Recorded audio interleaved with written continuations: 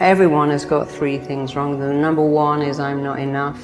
The second one is I'm different, so I can't connect. And the third is I really want something like freedom from depression or success, but it's not available. All of those things come from a feeling of emptiness inside because we're taught, oh, you feel a feeling? Why don't you eat some donuts or go onto eBay and buy, or Amazon, or have a drink? And our feelings are the most real thing we have.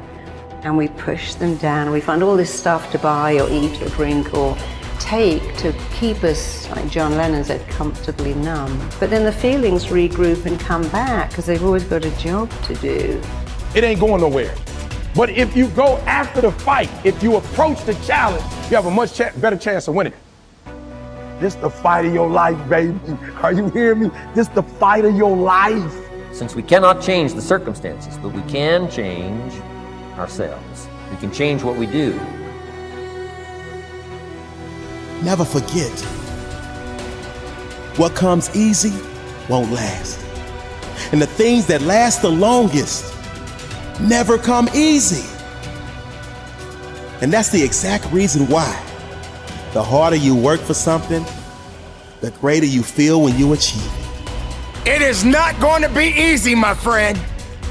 It is not going to be a walk in the park where you can walk and smile all day.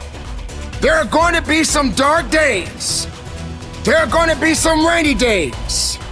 There are going to be some sunny days. But at the end of the day, you are above ground and not under it. You have to decide. It's up to you to decide to be happy. It's that simple.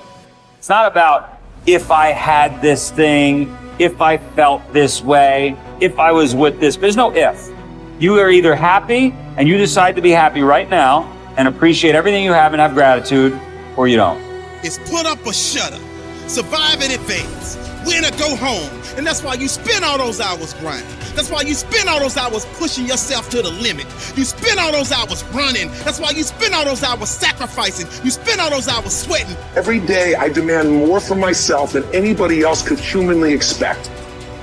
I'm not competing with somebody else. I'm competing with what I'm capable of. My number one competition is me.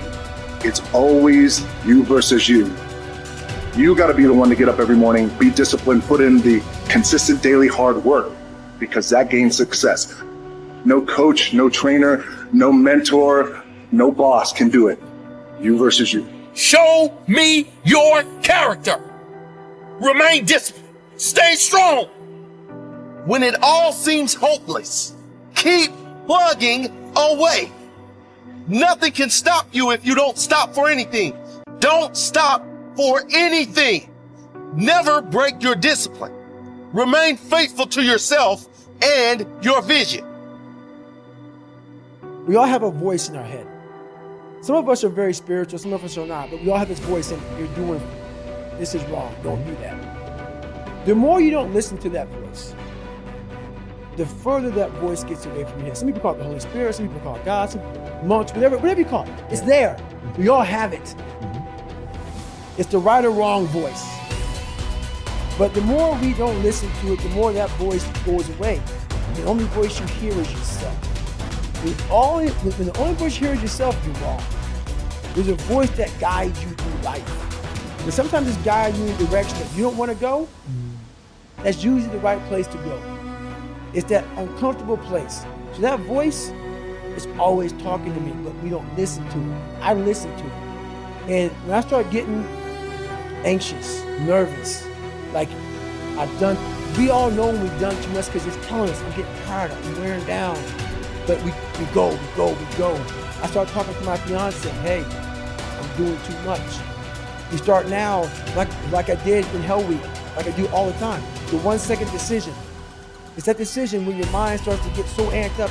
Whenever you can't hear yourself think, you gotta slow down. Whenever you're living off a schedule, every day's a schedule, you have no time for yourself. When you start, and we all know it, I don't have time for this anymore, I don't have time for that anymore. That's when your mind and your body is saying, think about it. I'm neglecting my fiance, I'm neglecting my disciplines of life, I'm neglecting my reading, my learning, my workouts, my diet. You start neglecting all of that. You neglect one of them, you can neglect all of them. long time.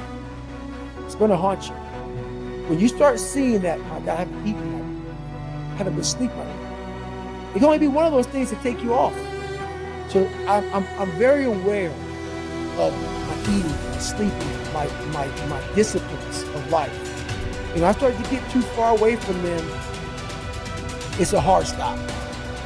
Because what made me me are the not just disciplines, the self-disciplines of life. And those are always in front of you. If you haven't, they're always in front of you. So that's my hard stop. Look yourself in the mirror sometimes and go, you know why I'm not happy? It's because I didn't listen 10 years ago and I got in the wrong career. You know I'm not happy?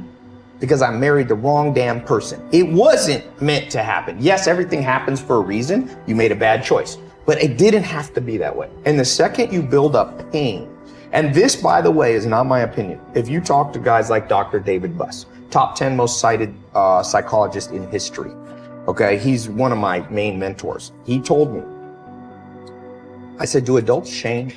Like, we do all this self-help videos and podcasts. I said, am I wasting my time? He goes, yeah, kind of. I said, why? He said, well, after 25, it's very hard to teach old dogs new tricks. By the way, that's why I've changed. Most of my stuff targets people 18 to 25. That's why I do Snapchat and all that, because there's hope for 18 to 25-year-olds. Now, if you're over 25, before you get depressed, he told me, but I have good news for you, Ty. I said, what? He said, adults learn through massive trauma. So you will learn. You have to let in some trauma into your life. And that's rough, but no pain, no gain. Like if you are 100 pounds overweight and you want to be able to play basketball, here's my news for you. Everything happened for a reason. You got fat because you ate too much and you didn't exercise. So welcome to the gym. And the first year is going to be hell, but that pain, hopefully, will reprogram your brain that every time you want to eat that nasty thing, go, wait, I don't want to go through that pain. So I think one of the myths of society is we won't let pain in. We just excuse it all away. Like, no, that was meant to happen. Oh, you wasted 20 years of your life and married the wrong person in the wrong career?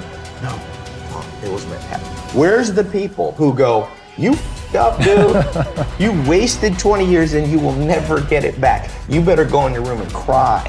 And the truth is, you only learn as an adult. Unfortunately, most people can only change through massive trauma. Look back over your life and ask yourself, what activities, behaviors, or decisions have been most responsible for my success in life to date? You will probably find that less than 5% of the things that you have said or done have accounted for most of the success you have enjoyed. You may find that it was your unique ability to solve a particular kind of problem or to take advantage of a particular type of opportunity. You may find that your special talent was an interpersonal skill that enabled you to influence and persuade other people at a particular time and place. You may find, on analysis, that it was an ability to take charge and accept responsibility for accomplishing a particular goal. Whatever has been responsible for your successes in life to date may be a good indication what you should be doing in the future. Analyze your work based on the measure that I call return on energy. Leaders in every field deliberately apply their talents and energies where they can achieve their greatest return on the amount of energy, mental, emotional, and physical, that they invest in any endeavor. They refuse to take on jobs or work in areas where they cannot perform at exceptional levels. They treat themselves as valuable resources and they spend their energies very carefully. One of the questions that you might continually ask yourself is this the best possible use of my time and energy? Is what you are doing right now the most valuable thing that you could be doing, given your particular combination of talents and abilities? Often answering this question will help you to see that there is a vast difference between what you are currently doing and what you should be doing if you want to be fulfilling more of your potential.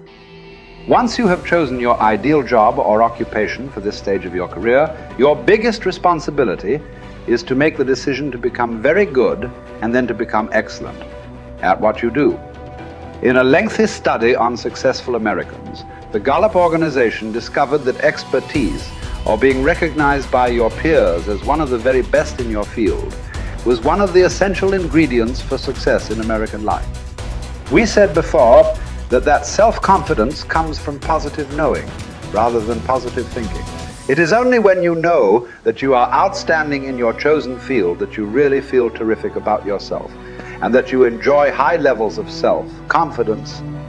Men and women who are good at what they do and who know that they are good at what they do are very different from those who are only average. They walk and talk and dress and behave differently. They have an attitude of assurance and certainty about themselves that causes them to stand out in any group. They have a deep down sense of self-worth and self-confidence that is evident to everyone around them. The quality of a person's life is in direct proportion to their commitment to excellence, no matter what their chosen field.